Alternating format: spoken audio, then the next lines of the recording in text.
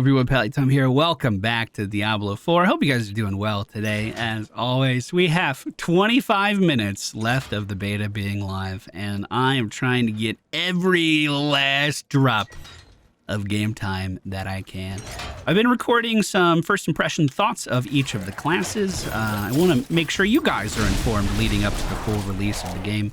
And funny enough, we are ending on the Rogue, which was the first class that I leveled inside of the beta, and one that I find I enjoy quite a lot, actually, mainly because of those spell effects. They are just so darn impressive. The range setup I have specializes on laying traps down and then using a shadow imbue to clear out a large number of enemies at a single time. It is just so fun. If you want to know more specifics about this particular build, ooh, this ice guy sucks. I'm not ready yet. We did release a video for it here on the channel. So if you want to build it out for your character, you'd be more than able to. I will say, I think this build plays a little bit better single player than multiplayer because I can kind of control the pacing of where the enemies are at significantly easier. Like, I thrive in doorways, I thrive in chokes. I don't really want to be fighting in big rooms like this. I mean, sometimes you have to. Like, this guy's a summoner. He's just going to teleport away and be irritating. But if I'm following someone else, that means I can't take advantage of those natural choke opportunities. It's also worth mentioning that my rogue is not particularly geared. Basically, once I hit level 25 on this character, I kind of stopped playing so I could level up other characters to get as much coverage of the game as possible. But I do really find this playstyle quite fun. Rogues have a big advantage over classes like the Barbarian because they are a ranged melee hybrid.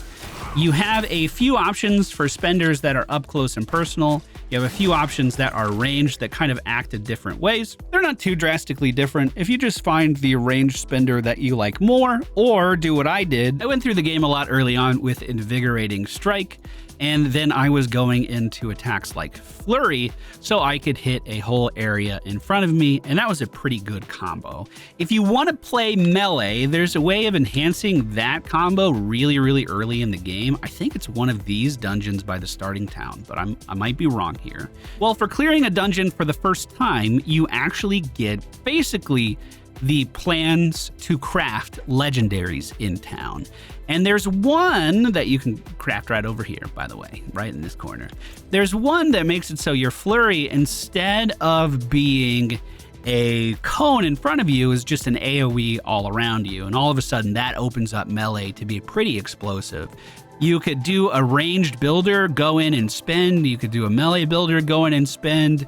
You could imbue it with some shadow damage. You could dash in and out very quickly. You could drop smoke grenades or stun grenades while you do it. There's a lot of options to accentuate a lot of different playstyles. But at the beginning, you basically have a melee or ranged builder, whichever one you prefer. I went with Heartseeker because I was hoping it would improve my single target damage against bosses. That's kind of what I'm lacking right now.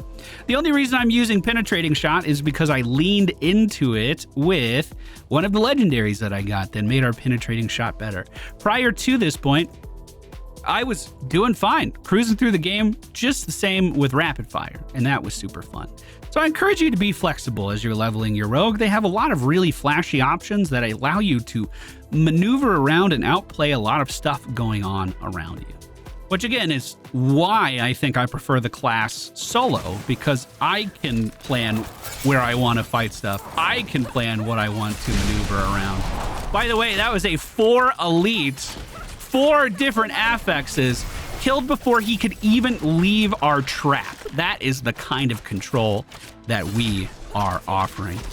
As far as the legendaries for Rogue, I didn't think any of those were too spectacular. They all have really long cooldowns. Shadow Clone here has a minute-long cooldown. But the cool thing about Shadow Clone is it allows me to put more traps down at the same time, more caltrops down at the same time, and then it makes my penetrating shot right-click even better because that Shadow Clone is firing its own version of it. So it does kind of double what I am capable of.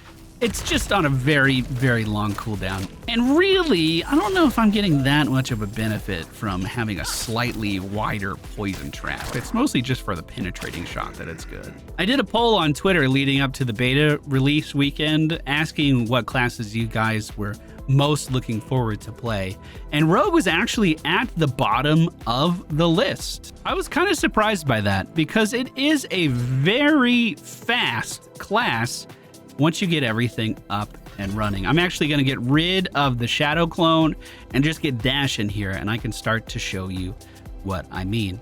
There are some boots that give you additional dodge chances with your spacebar, with your evade roll. I think that would fit into this nicely as well.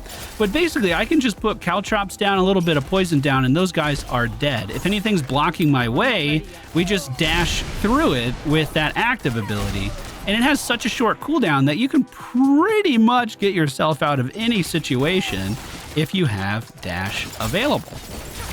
And it's that short cooldown of everything. It's the short cooldown of everything in this kit that I think helps make it feel so snappy.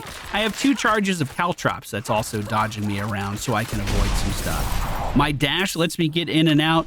I can have up to 4 of the poison traps down at a time, leaving it in specific places to catch enemies or set up ambushes later.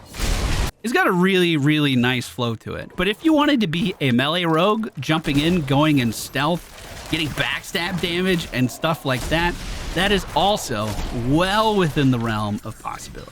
You could also apply this shadow effect to your melee weapon as well. So if you enjoy like the exploding palm explosion, you could be doing that in melee range.